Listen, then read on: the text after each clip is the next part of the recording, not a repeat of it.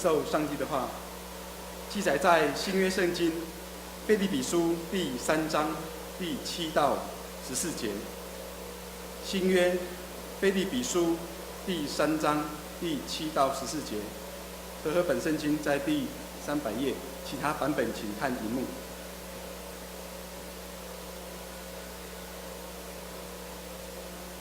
更正，和合本圣经在第279页，其他版本请看荧幕。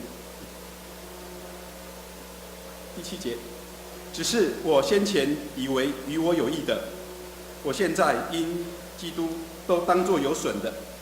不但如此，我也将万事当作有损的，因我以认识我主基督耶稣为至宝。我为他已经丢弃万事，看作粪土，为要得着基督，并且得以在他里面，不是有自己因律法而得的义，乃是有信基督的义，就是因神而来的义，使我认识基督，晓得他复活的大能，并且晓得和他一同受苦，效法他的死，或者我也得以从死里复活。这不是说我已经得着了，已经完全的，我乃是竭力追求，或者可以得着基督耶稣，所以得着我的。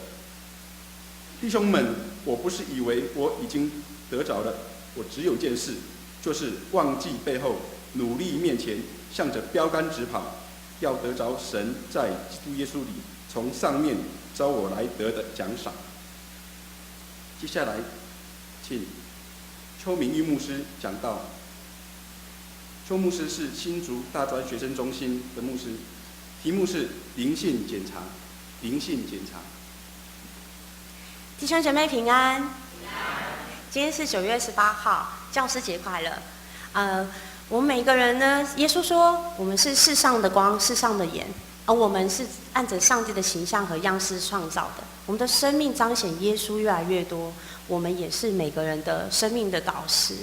那今天是教师节，我们有存感恩的心，我们都期待有好的教师，而耶稣基督就是我们生命最好的教师和引导者。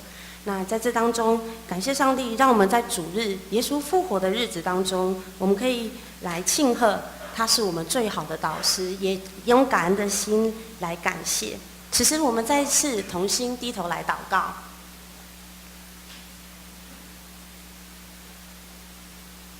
我们生命最好的教师主耶稣基督，我们满心的存感恩的心向你献上感恩。谢谢你在我们的生命当中时刻成为我们的引导，因为你就是道路、真理、生命。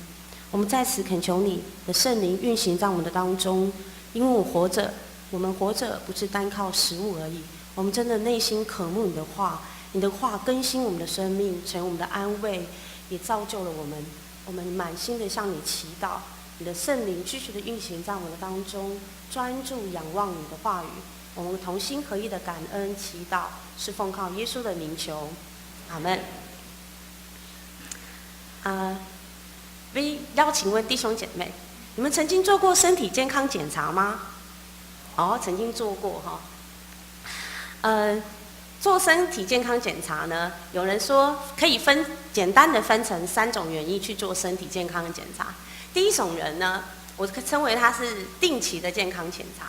他为了保养身体的缘故，他会再安排每1年或每2年去到医院住1-2天，然后做全身的健康检查，因为他想要看看身体是不是都正常，这样哪里有不好的地方，他就是有一些的改善。我称为第一种是定期的健康检查。那第二种的健康检查，我称为是情非得已的健康检查。就是你已经觉得全身不舒服了，然后很痛苦，或是全身软趴趴，然后不得已要去医院，然后护士就会推着你去不同的地方做，比如说检查 X 光的照 X 光，或者是要用胃管，你就是会觉得边不舒服，然后还要边做这些检查，然后称为情不得已、非不得已的健康检查。然后第3种呢，我们都知道，如果有孩子要刚念书，或者是当兵的新兵入伍，或是找工作的新的工作职员，我们都要去做一个简单的健康检查，好叫那些机构或学校可以证明你的身高体重，这些简单的，我称为是为了证明的健康检查。那我们都知道身体要检查和定期的检查是为了健康哈。那我们的生命，我们的灵命，今天也邀请大家做一个简单的检查。在今天的周报里面呢，第9页有放了一个，我们知道身体健康检查是一项一项的哈，量身高、体重啊、血压等等哈。那今天有一个灵性的健康表哈，要检查表。今天要在讲道的过程当中，邀请弟兄姐妹一项一项来检查我们的灵性的状况哈。好，那在这个检查以前呢，我们要一起再一次的看今天的圣经的经文。这次我要邀请弟兄姐妹，我们一起来读这一段，不同的版本没有关系，请翻开新约。圣经新约的部分，在腓立比书3章7到14节，腓立比书3章7到14节，邀请大家可以一起来读经。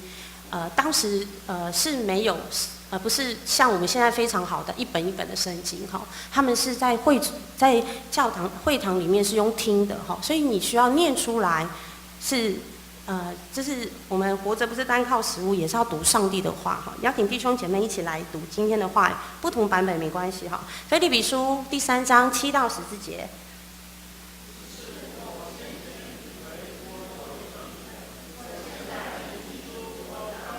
有损，不但这样，我也把万事当作有损，因为我以认识我主耶稣为至宝，为了他。我把万事都抛弃了，看作废物，为了要得着基督，并且得以在他里面，不是有自己因律法而得的义，而是有因信基督而得的义，就是基于信心从神而来的义，使我认识基督和他复活的大能，并且在他所受的苦上有份，这样我也可以从死人中复活。这不是说我已经得着了，已经完全了，而是竭力的追求，好使我可以得着基督耶稣要我得着的。弟兄姐妹们，我不以为自己已得着了，我只有一件事，就是忘记背后，努力面前的，向着目标前的，为要得着神在基督耶稣里召我马上去得着的奖赏。好。到这里哈，正是因为这段的经文勉励了我们的生命灵命是越来越要成熟，越来越要健康和成长的哈。好，接着我们就一起来看第一题的部分，我们一起来做一个灵性的检查。与过去的1年相比，我是否更加的渴慕上帝？这里要检验的是，我是否比过去的1年相比，我心更渴慕上帝？在诗篇42篇1到2节说。上帝啊，我的心切慕你，如鹿切慕溪水一般。我们常常在唱诗歌的时候，也用这段的经文说来敬拜主，说我的心是否越来越切慕你？我们仍然有比过去的1年更渴望上帝的同在和上帝的医治，和渴望他的平安在我们的当中吗？我们是否越来越渴慕？当我们真的越来越渴慕的时候，上帝的话时刻在我们的当中也活出来那样子的形象。耶稣也说，饥渴慕义的人是有福的。那些渴望跟上帝有更好关系的人是大有福气的。那因为他们必得到饱足，他们的心灵必定得着上帝的喂养，还解除那个干渴，必有在他们的肚腹中有活水不断的涌流出来。我们是否越来越渴慕上帝的同在，越来越渴慕上帝的话语？这是第一个部分。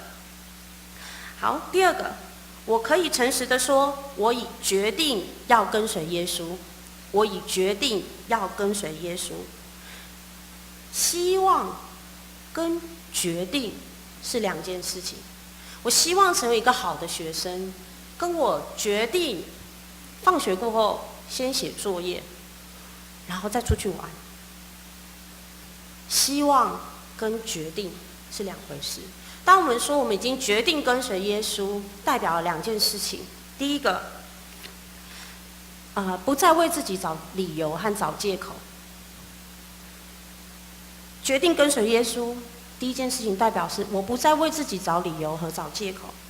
我们可以知道，如果一个不爱写作业的小孩，他可以想很多千百的理由，他就是不写作业。耶稣也知道我们人很爱找各样的理由来推辞跟随他。耶稣也知道，耶稣说：“看哪，如果你要跟随我，你就不要再找借口，你也不要找理由，你背起你的十字架来跟随我。”所以，当我们决定跟随耶稣，代表我们不要再为自己找理由，也不要再找借口。好像我们可以回应耶稣说：“我真的愿意，无论遇到怎么样的困难，我愿意背起我自己的十字架，我都愿意决定跟随耶稣。”这是必须付出代价，不要再为自己找理由，不要为自己再找借口。第二个，我已经决定跟随耶稣，代表是我专心一意，我愿意专心一意。耶稣说：“上帝国好像种下的珠子一样，也好像在埋在地里的宝藏一样。”那就很像是说，我们知道手上有一张中彩券的中到头奖的彩券，你会不惜一切的好好珍惜着，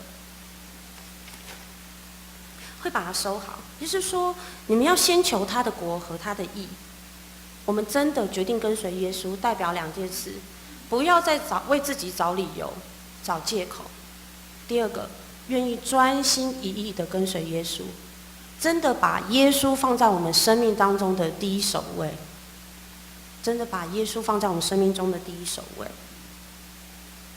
接着第三个，我是否有营造一个可以帮助我灵命成长的环境？我真的营造一个让我自己灵命可以成长的环境。我们都知道，如果一个好的农作物要长得好，它需要水、阳光还有养分。那我们知道孩子的成长，我们也愿意给他一个好的环境。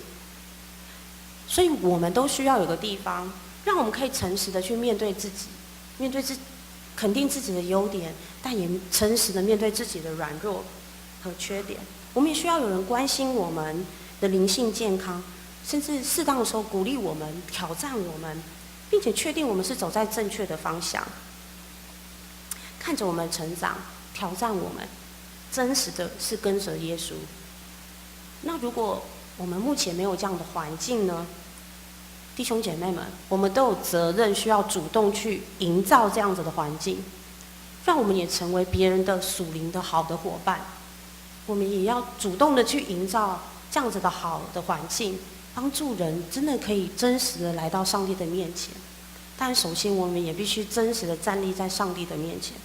所以第三个，我们是否有营造一个可以帮助我们灵命成长的环境？愿意结交可以帮助我们灵命成长的伙伴，而首先我们愿意主动也成为这样子的属灵的好伙伴。第四个，我是否越来越多从上帝的眼光来看世界？我是否越来越多用上帝的眼光来看世界？我们知道身体健康检查其中一个是视力，你就要看着检查是否有近视、远视或是老花等等一切。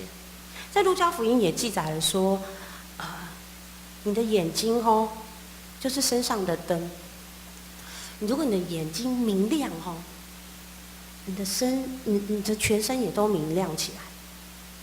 我们知道，如果你戴一个墨镜不同的颜色的墨镜，看的这个世界或看这个事情就会不一样。那可以想象看，如果我们今天戴的是一个有偏见的眼镜或是带着有偏见的眼光、恶毒的眼光、埋怨的眼光，甚至是贪心的眼光去看这些事情的时候，这些事情自然而然就是恶毒的、偏见的、嫉妒的。我们是带着怎么样的眼睛去看这个世界，看这个人，看这件事或物？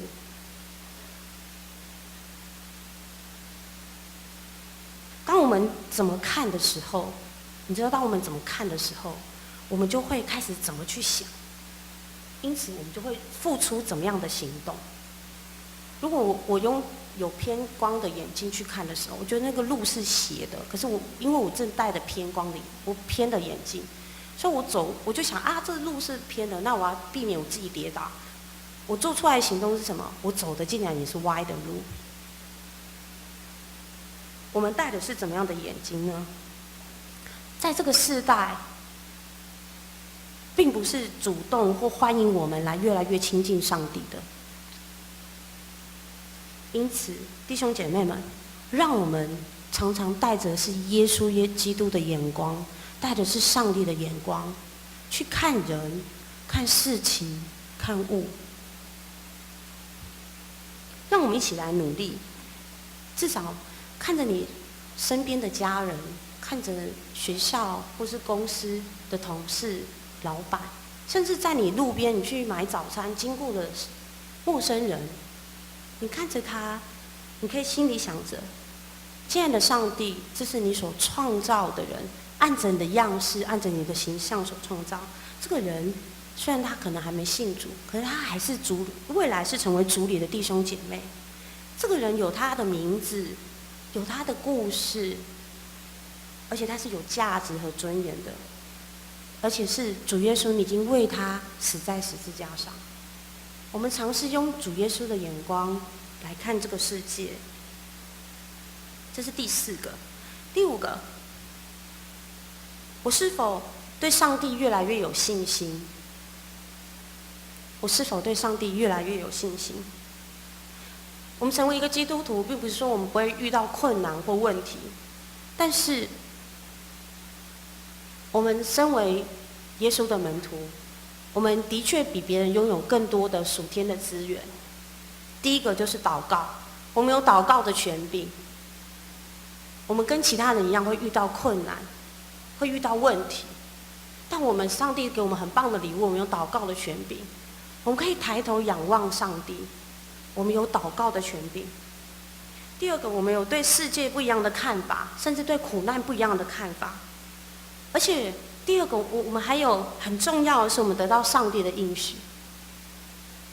我们今天在读启示录的时候，上帝说我们要成为他的百姓，成为他的子民，他亲自成为我们的神。无论发生什么事，上帝与我们同在。耶稣他是以马内利的神，是神与人同在，这是多美的应许。就算我们走过死荫的幽谷，我们也不怕遭害，因为上帝不放我们一个人，上帝与我们同在。哪怕我们所面对的困难是，我们所心爱的人正在那痛苦，我们措手不及，不知道该怎么帮他的过程里面，我们仍然有盼望，是上帝仍然同在。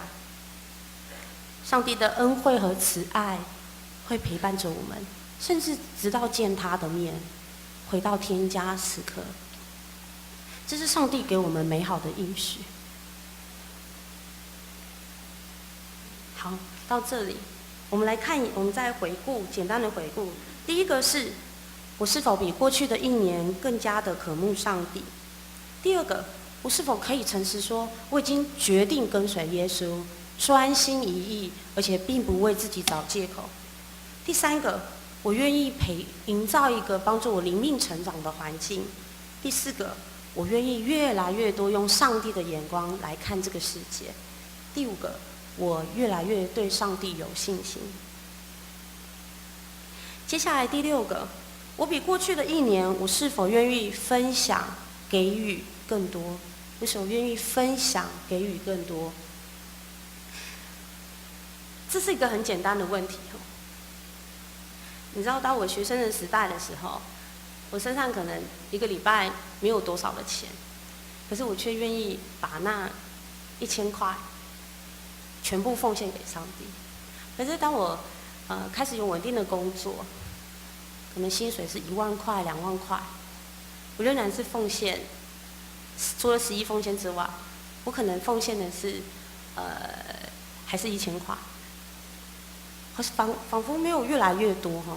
那如果我现在1个月赚的是30万，11奉献之外，有可能我奉献的还是1000块。我不是说这有什么样的对错，我是说发现一个检视的状况。在马太福音说，你的财宝在哪里，你的心也在哪里。我印象很深刻，有一次我搭火车的时候，非常多人，然后我的包包放着，可是你知道那个路程非常的遥远哦，上面挤了很多人，然后虽然没有位置，我就把我的包包放在那个上面哈，火车的那个置物架上面。后来我想说，我真的很累，需要有位置可以坐。然后到下一站的时候，真的有位置，可是，在很远的另外一个车，就是另外一边哈。我想说，好，那我就去。我的包包因为真的很多人了，很大包，我没办法拿下来哈，我就去赶快想说有位置坐就过去了哈。可是我边做边不安哦，因为我的眼睛就一直看着我的那个包包，因为有站区，我就一直看着那个包包哦，我就想说哇，会不会有人偷拿走？里面还有一些重要的东西哈。你把你的财宝放在哪里呢？其实你的心不是在这里，是在那个地方。换句话说，我们的钱放在哪里，哪里就是我们的心。上帝真的知道我们哦，主耶稣真的很认识我们哈，所以耶稣说，你们不能侍奉神，又侍奉马门。马门这里代表是金钱哦，没有说金钱不好哦，可是否你让金钱控制你的心呢？你是否让你的金钱控制你的生活？你成为了金钱的奴隶。我们可以有工作，我们可以有经济来源，请记得这一切都是上帝给予的，不是因为我们有多少的才华，或我们有多少的家世背景，这完全都是上帝所赏赐的。我们是越来越抓住钱财呢，还是我们越来越知道怎么放手，知道我们用感恩的心，愿意去分享？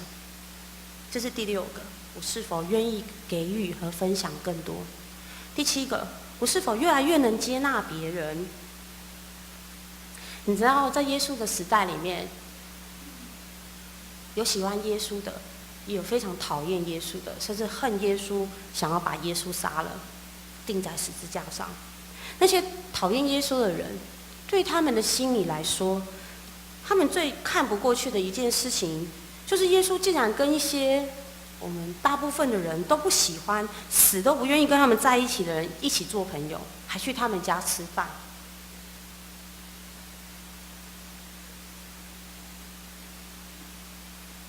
耶稣做这样的事，大部分人都不喜欢的人，我们打死都不愿意跟他做朋友的人，耶稣去他们家吃饭。税吏、妓女、有过犯的人，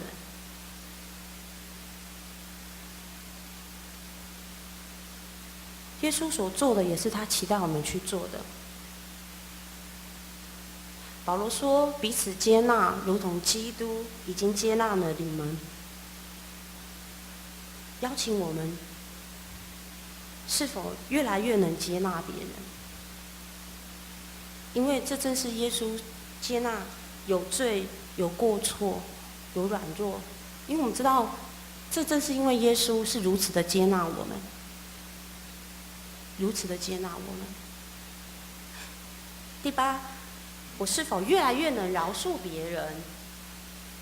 我是否能越来越饶恕别人？老实说，饶恕这个功课，是耶稣给我们最难也最不自然的功课，感觉它非常不符合人性。可是耶稣没有要我们因此妥协，他并没有因为这样而不告诉我们这个命令和邀请。饶恕，耶稣仍然坚持我们人要学习彼此饶恕。饶恕是什么呢？饶恕不是说遗忘或忘记，想说这件事情当作从来没发生过。不，这些事的确实发生过。饶恕代表的是说，是有人伤害我，真的很痛很难过，但是我决定不要让这个伤害、难过毁了我跟这个人的关系。饶恕代表的是我接纳、承认我自己受伤了，我很痛，我很生气，但是我不要让它一直停在这里。可能我已经停了1个月、2个月、1年、5年，可是我不想继续停在这里，停留在这个伤痛，停留在这个受伤、生气的里面。饶恕代表了什么？表示我经过了这一切，但是我想要继续往前走，继续去寻找什么呢？寻找跟这个伤害我的人有一个新的可能性的关系，一个新的可能性的关系。之前在带小朋友的时候，小朋友说常常有时候会吵架哈，然后你就看着孩子哦，就是哭得一把鼻涕一把眼泪的哈，然后可能就是有受伤的地方哈，然后就那个老师就会邀请小朋友他们2个私底下来到面前跟他们说，然后听他们说发生了什么事，然后常常老师就会邀请那个首先做错事情的小朋友跟另外一方说，你要跟他说对不起哈，然后你就看见那个做错事情的那一把，你就说对不起啦。没有多久，你就看着那个一把鼻涕一把眼泪，然后又肿肿的那个受伤的小朋友，就跟他说：“好啦，没关系啦，原谅你。”过没多久，你就看他们2个开开心心的又玩在一起了，又一起吃点心，又开始他们一起去追逐。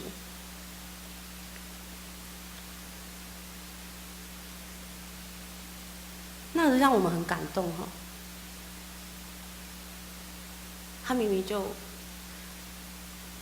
伤心难过，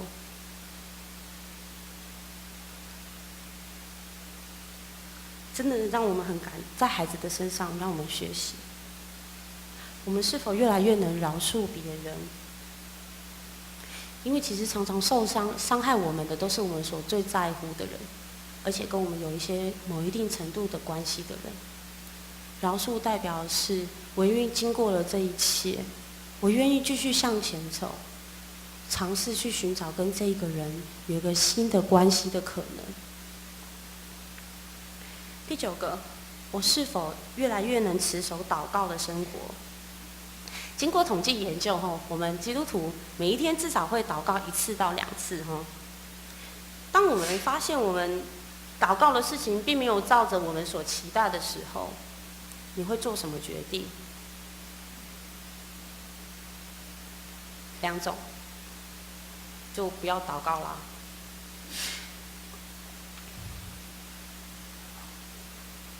第2种是继续祷告。第2种是继续祷告，可是通常我们常做的就是停止祷告。耶稣说要常常祷告哈，不可灰心。这不是说我们要缠着上帝，直到他完成我们要的。我们持续祷告，是因为这帮助了我们可以跟上帝保持关系，这帮助我们可以保持关系。就算是我们的祷告有埋怨，觉得不公平，可是至少我们继续跟上帝保持联系。这就让我想到一件事情，就是请问你们有跟家人冷战过吗？可有意见不合冷战过的时候，你知道后，如果1个小时不说话哈，还好嘛，就是那关系也还好。那如果是1个月呢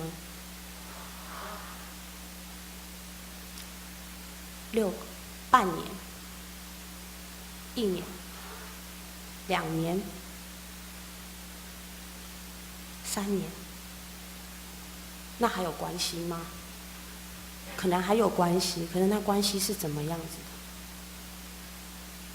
所以，亲爱的弟兄姐妹，让我们真的常常持守的祷告，纵使我们所祈祷的，上帝仿佛没有声音给我们回应，仿佛不是照着我们所期待的，邀请我们持续的祷告，或者持续祷告的生活，让我们可以跟上帝继续保持关系。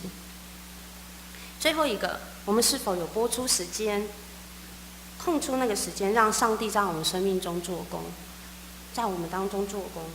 对我们来说，灵性的检查最大的伤害就是，最常听见的是：你最近好吗？哦，我很忙超级忙。忙碌是我们这个世代的人，最常回应的一件事情哈。可是它也是最伤害我们灵命的一部分哈。在很多的 schedule 里面或排忙档的当中，我们常忘了要拨空时间来到上帝的面前。我们常忘了要拨空时间来到上帝的面前哈。如果我们要跟随一个人，我们不能跑在他的前面，我们也不能跑得比他快。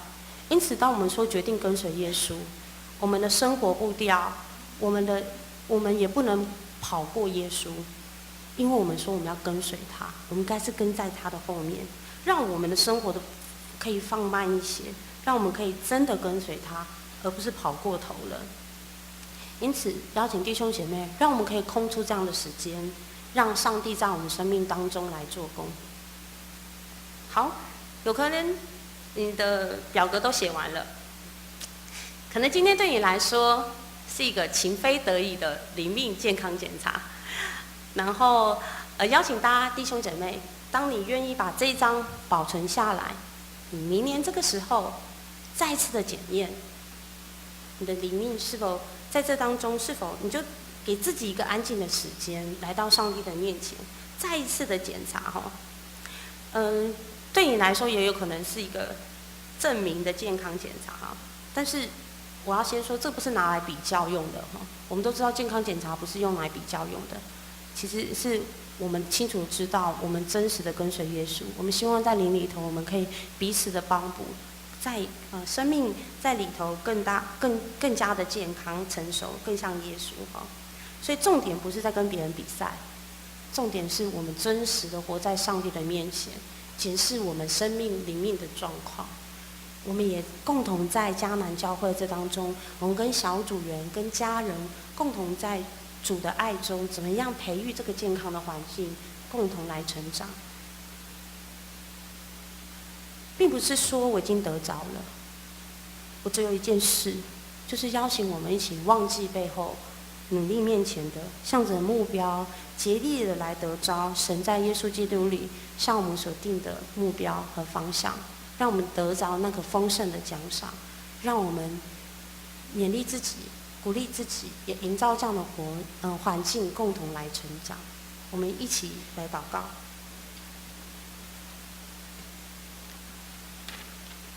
爱我们的天父，我们向你献上感谢，谢谢你引领我们，让我们今天有这段的时间来共同来检验我们的灵命在你的面前。